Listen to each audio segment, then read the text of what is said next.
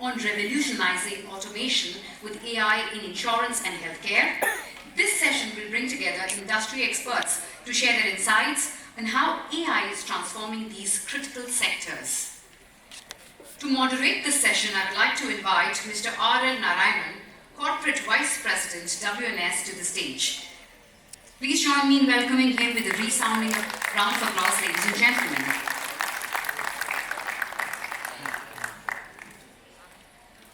And now, I would like to invite our esteemed panelists to join us on stage. First, Mr. Jayavaradhan, Sambedu, co-founder and CEO, Curl. Welcome, sir. Ladies and gentlemen, a bigger round of applause. You know what? We all have two tools that help us connect with people. Can anyone guess? All of us are blessed with two tools, free tools that help us connect with people. Our facial expressions, eyes and smile, and the second, hands, a pat on the back and an applaud. So let's use it generously. Thank you so much. Mr. Raghunathan Vasudevan, General Manager at Patra. Hearty welcome, sir.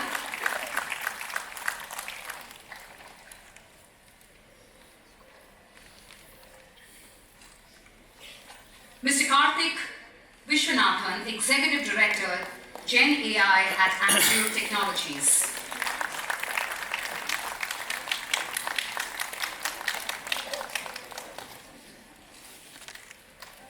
Welcome, sir. And now I'd like to hand over the proceedings to Mr. R.L. Narayana to lead us through this engaging discussion.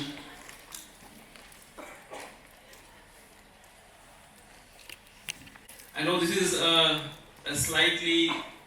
session where we would like to be neither awake nor asleep, but I think Rajesh Dudu has done a phenomenal job of explaining artificial intelligence and automation in such a manner that I think they're all quite awake for this session. And thankfully I've got a fantastic panel out here, and as you would see from their credentials up over there, this is going to be quite an engaging session. And I would request you all to raise your hand, ask your queries, because the panel we have out here are a bunch of experts, vertically and horizontally, and who can answer all your queries. So we'll first start off in a manner with some snippets that I really managed to put together. Now, generative AI has the power to transform the insurance sector by increasing operational effectiveness, opening up new innovation opportunities, and deepening customer relationships. And according to a published report, 40% of the healthcare executives believe that faster revenue growth and increased market share are leading benefits of Gen AI. Better customer engagement, improved competitiveness, enhanced employee satisfaction, all these are high on the list. Early adopters, blah, blah, blah, blah, blah. So this kind of talk can go on. But I think we'll take a step back and actually start off saying, what is actually generative AI? I would like to take the audience, and Jay, I'm requesting you, can you just give us a brief overview of what is generative AI? How different is it from the AI, the artificial intelligence, which has been around, and the way Rajesh has mentioned, it has gone through various cycles. So can you please enlighten us all about this? Thank you.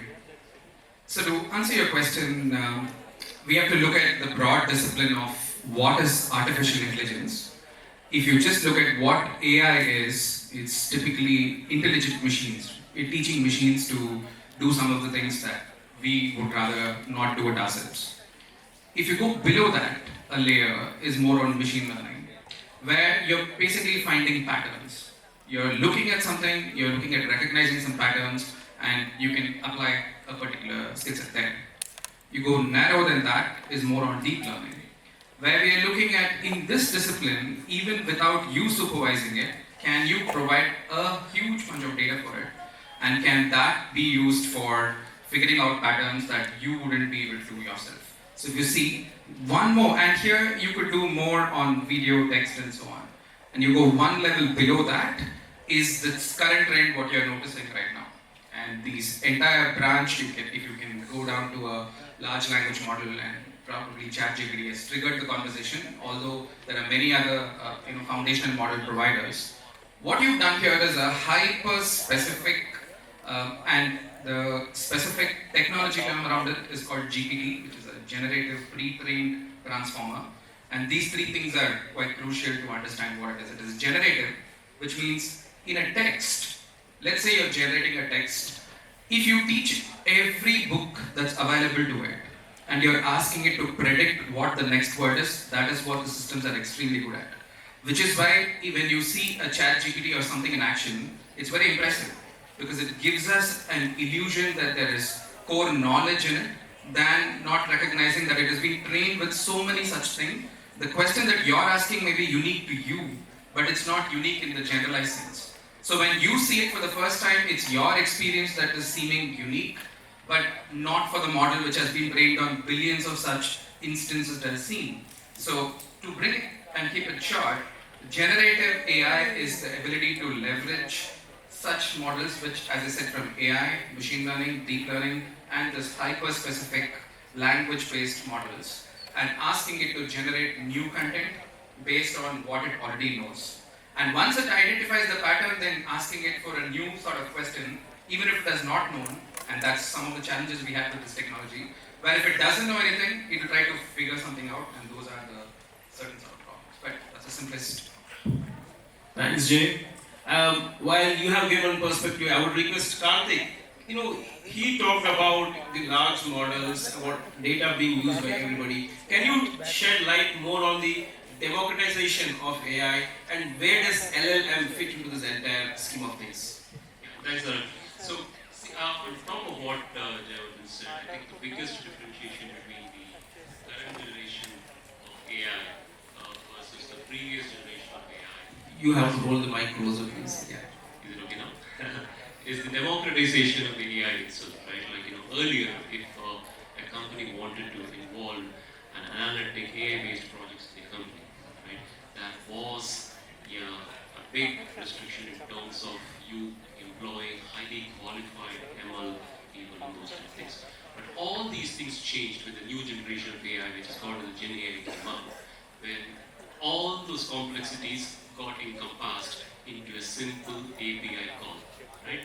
That has been the biggest change that actually has happened between the new Gen AI versus the old generation of AI that is called the democratization process. And for that, a lot of work has actually happened in the model. And one of the things that has happened is the large language models. Right? Earlier, I just want to quickly say what is an LLM or a large language model. When you use ChatGPT, right, and every ChatGPT uses something in the backend. That's called as a model, right? It's called as a large language model. Now, the difference between an LLM and the previous generation of models is that large language models are general purpose models which has been trained with humongous amount of data, billions and billions of parameters, compared to the previous generation of models, which are not LLMs. They were all not general purpose models. They were specific purpose models. For example, I want to do a classification of fraud detection in a credit card processing transactions, for example. Or I want to classify these animals, whether it's a cat or a dog. Right? These are all classification models. But large language models are not like that. They are general purpose data, general purpose models, and it will be able to give you the next best option in terms of probability. When I say Viswanathan is popular for, there will be a lot of tokens available for it to select it from. The highest probable token would be Viswanathan is popular for its oat, its steel plant. The highest probability token will be taken and presented to you. That's how it's able to generate the next token and complete the sentence, right? So LLMs, I think I touched upon both the points of democratization of AI as well as the LLMs and how it is different from the previous generation of models that are available. So how is ChatGPT different from LLM? ChatGPT is just a chatbot application. It's the user interface that is presented to you, right? At the back, at the background, what actually happens is the questions that you type, they're not called as prompts for it. They're not questions, right? They're not prompts in the world of Gen AI. They are actually presented as prompts to the large language models, which are actual superheroes sitting in the backend. And those guys process the information. So as I just give you an example, if, for example, someone is asking, hey, what is the most popular thing in Vizag? It will be able to get the relevant information based upon the humongous amount of data that it got trained with. If the model is not trained with Vizag related information, it will not be able to present that answer. But because it is a general purpose model, and almost literally everything in the world, every data in the world is actually available at its disposal when it got trained, it will be able to give an answer saying that, hey, Viswanathan is popular for its port, its steel plant, its navy, Beaches. Whatever you want, right? So, I must say you are the folks out here, very, very nice people. Exactly. Which about you just fill in the blanks for me, please.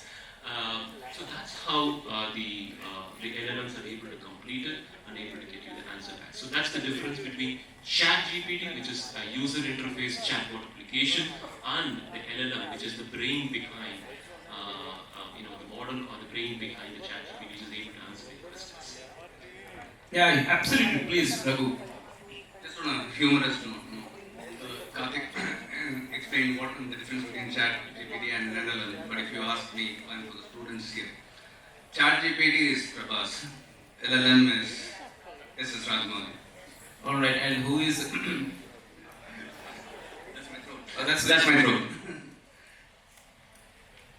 All right, I was wondering who is going to be Bhatia.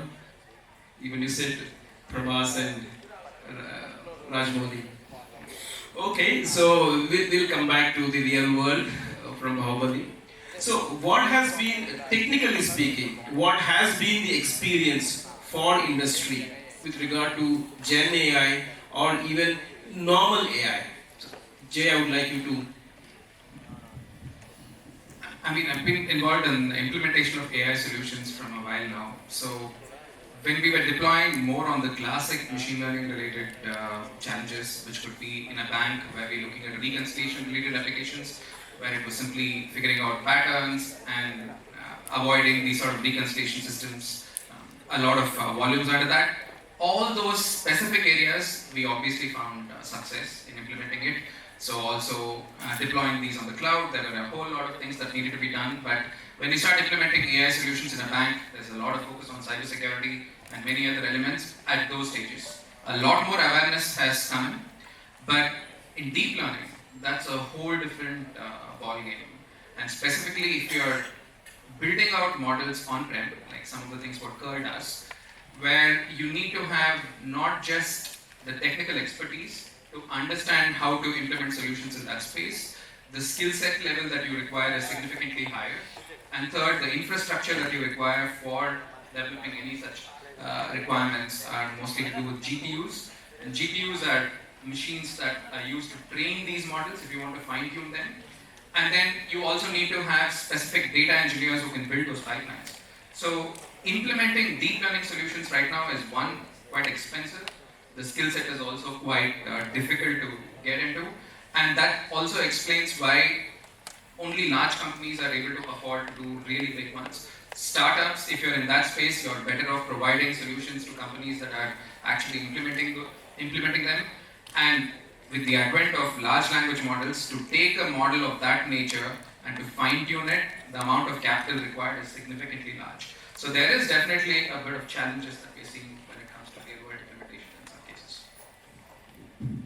Yeah, so we will spend a little bit more time on understanding this. So Karthik, I would want you to say, how do you see that, with all these investments which are happening, or there's a skill deficit today out there in the market, because most of this is still new. How do you see this impacting the rollout of AI or the adaptation of AI within the industry? When we were talking about talent being a challenge, we're also talking about money being a challenge. Sometime back Rajesh was talking about, should we invest in Gen AI or should we invest in whatever other technology which is there, right? So how do you see that this conundrum will now get solved? Sure. That's a great question, right? So I want to address the second part of your question first. Gen AI, in fact, this is related to some question that happened in the previous session as well. Someone was asking about how Gen AI versus blockchain. There's a huge difference. Gen AI is a foundational change that's going to affect and impact every industry out there. It's not an IT specific intervention. It's going to change everything, be it agriculture, be it insurance, medical, healthcare, retail, you name it, Gen AI is going to be there. Let's be very, very clear on that. Blockchain was not. Blockchain was more of a surface level, technology that actually came up, right? So, point number one. Point number two is, the first question was around? So the other one was about how do you see money, the investments coming in? Because what we're talking about isn't this. If you take a step back and look at what happened in 5 years, there was a lot of noise about the blockchain. Then came in metaverse. Now we are talking about AI, and before AI can actually sink into us, we're already talking about Gen AI. And Gen AI is, well, Rajesh said it's being built on PowerPoints. Yeah. So, see, the investment, as I said, first of all, it's a foundational change, so no one's going to escape it, right? So, going ahead into the future, Gen AI is going to be a part of every one of our lives. From a talent perspective, the investments could be in terms of human resources, could be in terms of hardware, could be in terms of, even more importantly, the change in the mindset of everyone that's going to use AI, right? How can I become AI first is going to be a primary question that's going to come up. As in any technological change, Gen AI is going to definitely have some issues in terms of talents, because the kind of if I'm actually going to go ahead and do some coding, right? The kind of talents that you're conditioned to having a software team, the developers and testers, are going to be completely rethought now. Because as I said, Gen AI is able to, it's democratizing a lot of things, and that, I'm just using coding as an example here. That basically means that you need to rethink how your application building team is going to be. Is there going to be many developers? Is there going to be a techno-functional role, or just a purely technical role, and things like that? So there's a lot of onus for the companies who are trying to employ Gen AI technologies to think about all these things first. Second is the infrastructure itself. Thankfully, if I have most of these Gen AI users, either using proprietary models or open source models, they're all available just an API call away. But so that basically means that I can essentially use the OpenAI API ecosystem or a lot of other API marketplaces out there, which I can access to get these things done. So in terms of hardware infrastructure, that is not an immediate problem, unless you are in a healthcare world, you are restricted by personal and PHI data or a HIPAA kind of a data. Then you need to have a local model setup or a Gen AI setup to be made available. In that case, what happens is you have to get invested into a hardware infrastructure which is GPU heavy, because large language models in Gen AI essentially uses something called as a graphical processing units. You would have found out in your laptops, mostly these things are used for playing games and watching like really high animated movies and things like that. But interestingly, those GPUs are the powerhouse that is actually driving these processing for large language models. So these are the kind of investments you need to plan out over the next few months to years to essentially have a successful implementation of Gen AI, entry into your company. While Jay and Karthik, you are talking about what's going to shape up and how it's going to play out, I think we'll just take a look at what Raghu's done. Now, Raghu's already been in the industry from the insurance vertical, and very keen to hear from you. We both are from the BPO segment. We service customers in the healthcare sector, in the insurance sector, and we are seeing some changes. So Raghu, how's it going for you? All this that we are talking about, how do you see this impacting the industry? How are you seeing this even impacting the end delivery you're making to your customers? Like to hear from you. Thanks, sir. So, I'd like to take this opportunity to narrate an incident when I was recently in San Diego attending the WSIA conference. So, we had a whole team of CXOs, CTOs from the insurance industry coming in. And the common theme across all of them is AI has failed us.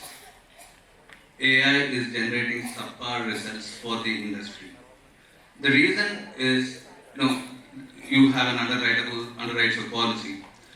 This has been taken over by, your AI system. In most of the cases, it's been done. And the problem is nobody understands how it's underwritten. So there's a query from the customer or somebody who wants to understand. They have a doubt in this process, but the number of people who are available to service that query they are not there. So purely from that point of view, just in terms of customer experience, it's service purpose. I'm talking about this point because others have talked about the good parts of AI. So I'd like to focus on what are some of the challenges that the industry is facing, right? Trust me, but all the other things that all the gentlemen and speakers before me spoke, they're all very bad. But in terms of what we call it as a last mile connectivity in insurance, that's where AI is probably still needs to involve, kind of come up, and there needs to be some more creativity in how we address the end customer issues. So would that be because the systems are not in place?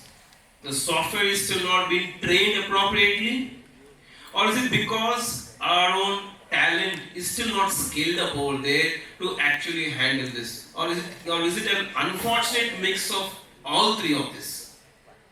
It's definitely a mix of all the things. I think when we talk about AI, Gen AI, a lot of companies rush into it. They want to be the next Gen AI company. They want to be the company using the most modern technology and process. So they rush into it. They build models, but there's a lot of black boxes within them. So they don't know how to operate the models that come within the black box. And from a talent point of view as well, today it's just that everyone goes to Google and they get a certificate. Certifications are available for 99 rupees today, right? So everyone goes, get the certificate, they showcase that they're certified.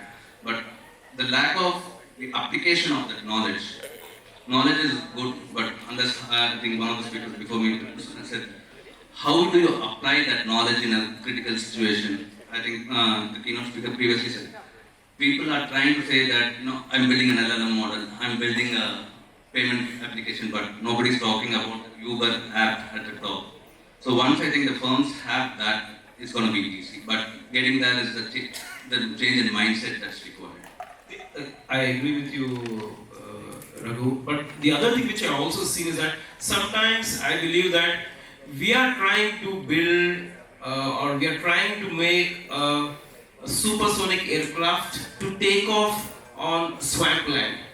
And what I mean by that is that we are trying to build a lot of this cutting edge technology on legacy systems. There's not adequate amount of handshake that's happening. There's not adequate amount of data transfer. There's not adequate amount of intelligent reading of the historical data, and that also is resulting in AI taking some of the blame for why it is not functioning. I do understand, I do agree with you that yes, there are folks who are doing the 99 rupees certification on Google and then saying that I'm as good as any other AI design architect. That does happen, I agree. But fundamentally also I think this is also another issue which really needs to get addressed. What I have also noticed is that the clients want, the customer wants, the client wants the latest. They read about it, they go to expos, they have consultants telling them, but then what really happens is that it's not really a well thought through implementation. It's not a well thought through implementation. It's not an appropriate integration of what actually is there and what actually was there and what actually is today that we are deploying, and in the process trying to get to where we want to. And like I said, you are trying to have a supersonic aircraft take off on a swampland, and not a pretty scenario. So I think that's one thing that we would have to make sure that there's an end-to-end check saying that are we deploying the right kind of technology, using the right kind of people, and also using it for the right kind of processes. Now, I don't want to be using Gen AI for a very mundane task just because it looks pretty. And I can tell it to my clients that I am using Gen AI, or of course also to go and get my Series A funding, right? So I think these are the areas where we also need to be cautious about when we are saying that Gen AI isn't really delivering what it's promised to. Not that Gen AI is all fantastic, but I think this aspect also does need a closer look. I'm interested again, in our conversations which we have had before also. A couple of interesting anecdotes which Jay, you also shared, Raghu and Karthik, about how actually talent, the new generation, the Gen Z, Gen Alpha, how are they taking to it? We all have a little bit of grey in our beard or in our hair, but how's the new gen taking to this? Can I have your views on that? I mean, just in the previous point you were mentioning, see, one of the things that we are obviously missing out, I've been through multiple of these cycles, whether it's the big data cycle, blockchain cycle, AI cycle. When any time a technology is at the top of the peak cycle, everyone wants to jump onto that bandwagon. Of course, it causes a disservice to what the real impact is. Now, just to add to that, I'll just share an anecdote again. This is so that people also get the understanding a bit clear. But this anecdote is not from now; it's from World War II. So when during the World War II, when the Russians were a little bit more worried about the German ranks bringing their tanks into their territory, so they devised this ingenious method to basically, in case the German tanks did enter them, what would they do? So they had these dogs that they trained. So the dogs would be tied around with explosives, and the dogs were just trained to run and hide under a tank. And the moment the tanks would roll in, and they would just explode these dogs, the dogs would be collateral damage, but they could at least prevent the tanks from coming. So this was the theory. So the dogs were taught basically to just listen to a trigger, which would be a bullet shot at the dog. The dogs would run in and hide under the tanks. Okay. This was a plan that should have worked perfectly. Now, all was trained, all the dogs have been perfectly trained, and the day breaks out, the German tanks start rolling into Russian territory. These guys come out, they shoot, all the dogs run in, go close to the German tanks, turn back, run back towards the Russian territory and hide under the Russian tanks. Right? Now, after this event obviously happened and they had to have course correction in place, they went back and did a study on what really happened, what went wrong here. We trained everything, but the dogs did not act as they were supposed to do.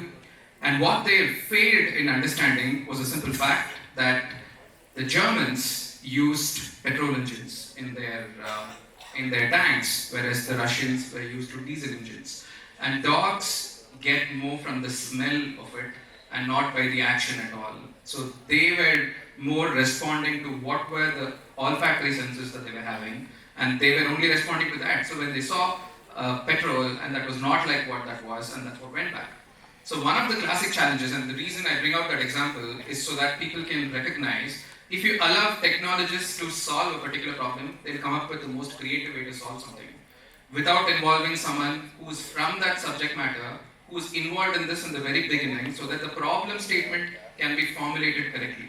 So for the example, what he was mentioning on insurance, or the larger point you were trying to make, the biggest challenge we have is the formulation of these problem statements are not done in a way to address what's the most critical issue in the system. Rather, everyone, at the height of peaks, hype cycles, when I was involved in implementing in some big data solutions, the moment my finance team would come back and say, we would want a big data solution for, the peak cycle has come to its peak, because they have a 50 MB data, right? An Excel sheet should be sufficient. So why do you need big data? So the point is, if someone doesn't say those big words, it feels like they're missing out on getting some brownie points with whoever they're trying to impress. But if you're genuinely trying to solve the problem, if you involve the right set of stakeholders in the very beginning, there's a lot more dividends that can be achieved from this.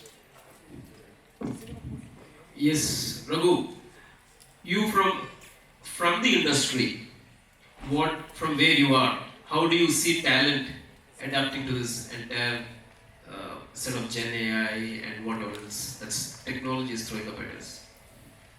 Excellent question, Anand.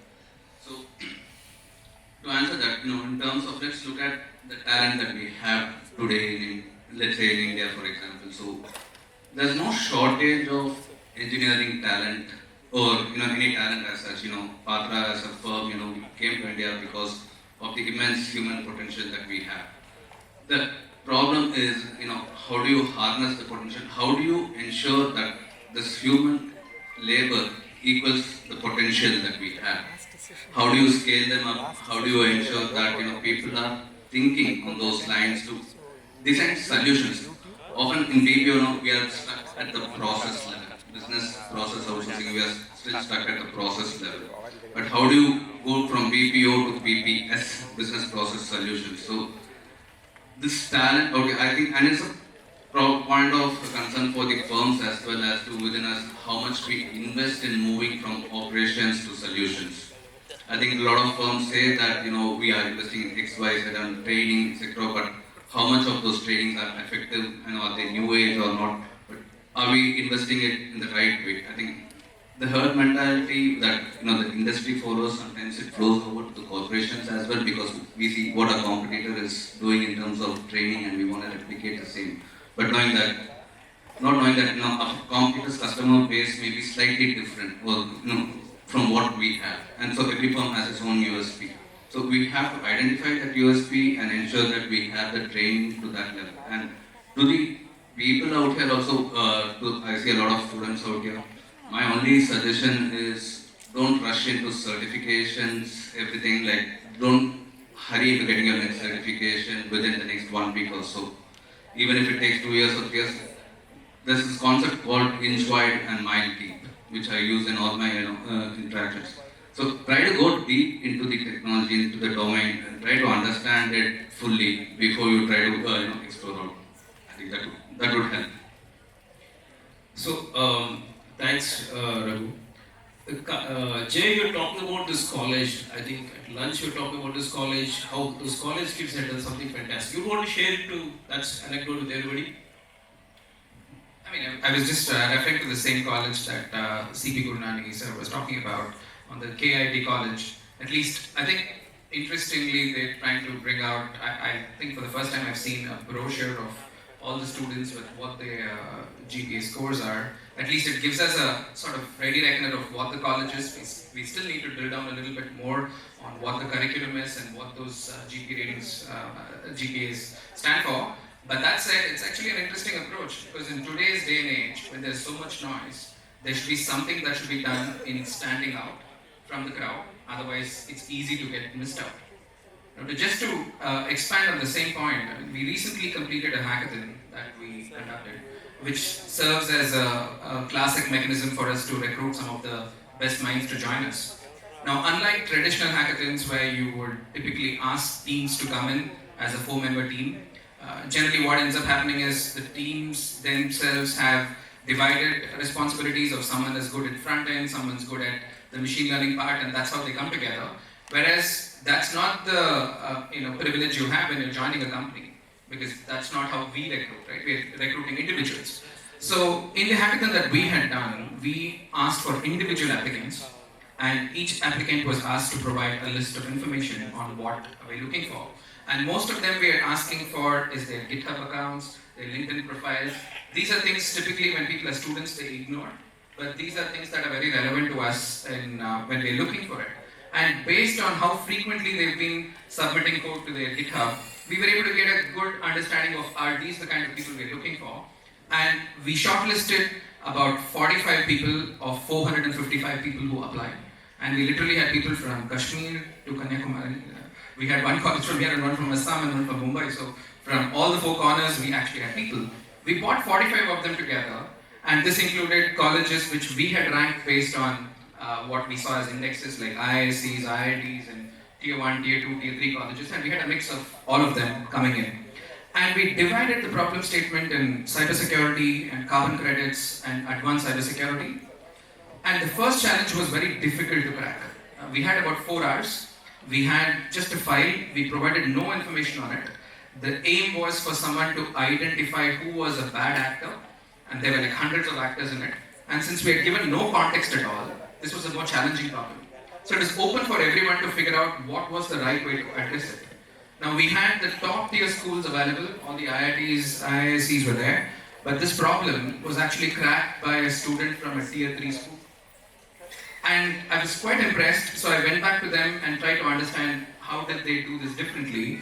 And the approach they had taken was dramatically different from what all the students were looking at. They just did not look at it from a cybersecurity domain at all.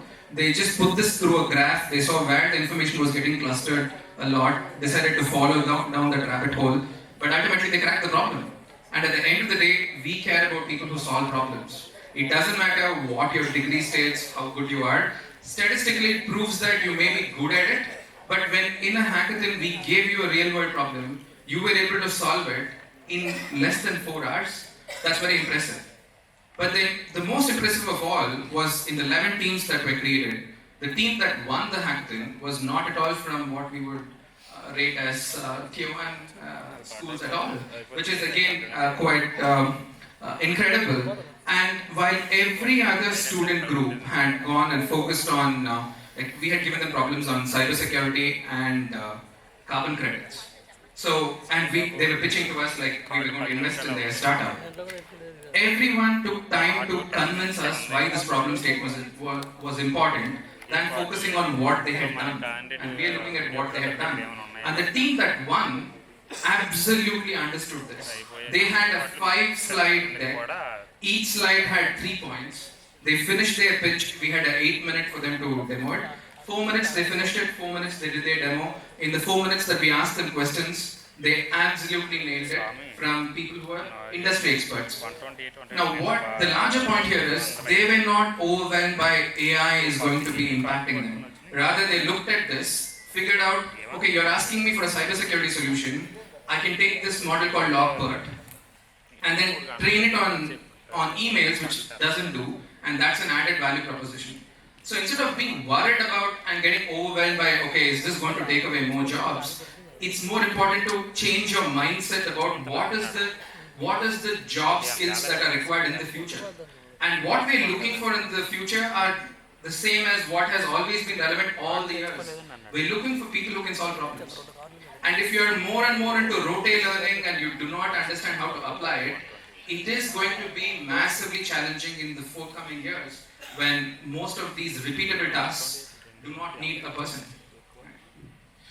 Now, I just want to add what Jayavaradhan said. See, I'm going to use a simple analogy. Let's say I want to travel from here to Arcade Beach. 500 years ago, people used to just walk. Then came a cycle, then came motorcycles, then cars. Now we are talking about then cabs with drivers with jobs, and then like driverless cars these days. The purpose never changed. The means of doing that changed. Similarly, AI is a way of achieving a goal. Okay? Whether it makes sense or not is something that you need to think about and then apply it. It's as simple as that. Whether it's a student or a company, I think this logic works very well. Yeah. Thanks, Karthik. So I think we have had a good round of discussion. We have a couple of minutes now, and we are opening up the questions to the audience. Any queries that you would want to? Yes, I see a hand going up over there. Yes, please. There's a lady in green. Raghu? See, automation is always going to be here, right? I think a lot of the keynote speakers and panelists before me said that it's how you, as a company, we are also continuously evolving. We are looking at what customers want, how do we reach them faster, better, and at less cost to them. So as a firm, we continuously invest in technology. We take a lot of time to get some products to the market. Sometimes it happens fast, sometimes it happens slow. But as firms, we continuously invest in technology as well as people. I think the combination of both need to work. So companies need to be investing in both sides, on both technology and people. And As long as you do that, this automation thing is, you will be continuously evolving and it's easier to address the changes in the market. I hope I was able to answer that question. Yeah, just to add on to what Raghu said, one thing I would recommend you all to be very strong, and that is clean, logical thinking. If your thinking is clean and logical, everything else is on top of that. It's be it your mathematics capability, be it your ability to learn new technologies. It's just about making sure that your thinking is very logical and clear. Then it doesn't matter what technology, whether it is going to be Gen AI or whether it was metaverse in the past or whether it was blockchain in the past. It doesn't matter. You are in fact asking the same question which probably 20 years back our previous generation asked. Saying that look, computers are now coming and everything is getting computerized. How do I cope with it? But hey, today look at you. I'm sure you're doing a whole lot, not on computers, not on laptops, but actually on your phone. Correct? You're doing it on phone. 20 years back, the previous generation said, my God, instead of sending a document on a file, I'm actually having to send it as a note on email. And that was something new, scary, and very, very unfamiliar to them.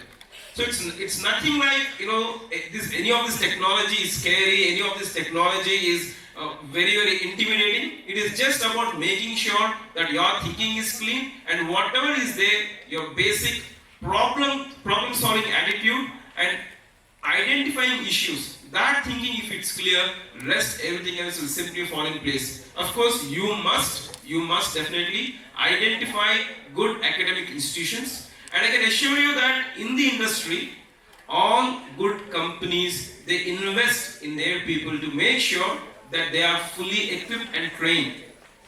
Alright? Alright. Yeah. Any other question, please? I think we are good then. Yeah. Yeah. Anybody else? Yeah, sure. We have one more hand that's gone up over here. Hi. Hi. My name is Krishna. So, I have a comment and a question. So I'll just go with. Sorry, can we? All right. Sure. I have a comment and a question. I'll just go with the question first. So I'm curious to know what is, you all are in senior leadership with like fairly large and fairly well-to-do companies. What is your opinion and approach for working with startups who are actually specialists? So to take the moderator's analogy, we have to make a supersonic jet land in a swamp or take off from a swamp, right? So maybe the way to look at myself, so clearly, but I can just give you the context on, prior to founding Curl, I used to be heading emerging technologies in Society General, which was a 153-year-old bank. And I'll tell you our approach to how we started engaging with startups, which is what many of the GCCs today are following as well. So GCCs as an option was not available in a much bigger way. So now almost every organization you can think of, including Boeing and Airbus, are setting up really fairly large GCCs within India. That's changing hugely the way of engaging with startups. Because as a bank, I'll explain to you about what I know really well, which is more in the banking segment. We recognize that there are some things that we do really well, but there are some things that it doesn't make any sense for us to get into. And if a startup already has solved that problem, we are much more open to working with a startup than for us to invest similar R&D to get there. It doesn't make any sense. So the programs that in SocGen were being done were called Catalyst, and this was where the problem statements were already exposed to the startups. It was more of a ring-fenced, where the firewalls were much more tolerant, was provided. There was also a cash component involved for startups that completed it, and if they finished it, they were given engagements to work in a much bigger contract. And there are quite a few startups that have become successful with those stints. So I see many GCCs have similar models, and that's like a shift from how it is, and it's not like how it was in the past where the startups were working out. As a startup ourselves, we've been engaged with quite a few companies in similar models, so I can tell you from both sides of the fence. I think we are constrained for time. I think Karthik, you also want, yeah? Okay, great. So I saw a couple of other hands going up, but I think we are available off stage also. Please reach out to us, we can talk about it. And And yeah, thank you. Thanks a lot for being a great audience and listening to us. Mr. Narayana, for the thought-provoking questions, and our panelists for sharing their expertise and the amazing anecdotes. Thank you so much. These anecdotes helped us understand how AI is transforming the insurance and healthcare industries and overall. Your thoughts and insights have certainly expanded our understanding of the future of automation. Before we close this session, I would like to invite Mr. Srinivas Pinby, Phenom, to come forward to the stage and present a token of our appreciation to all our esteemed panelists and moderator for their time and valuable insights.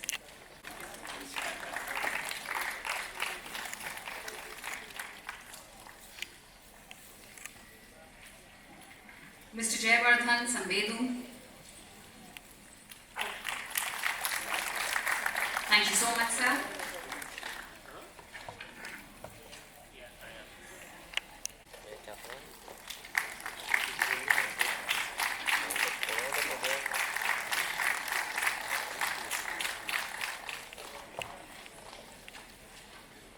And Mr. Karthik Viswanathan.